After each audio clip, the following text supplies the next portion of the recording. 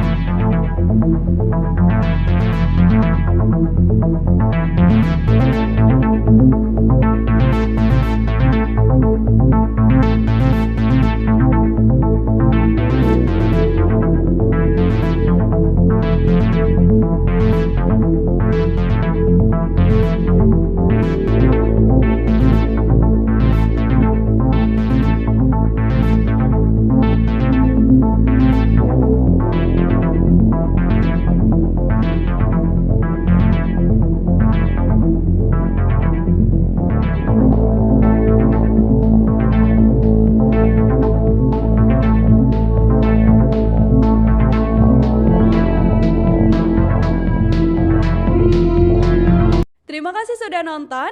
Jangan lupa like, subscribe, dan share ya.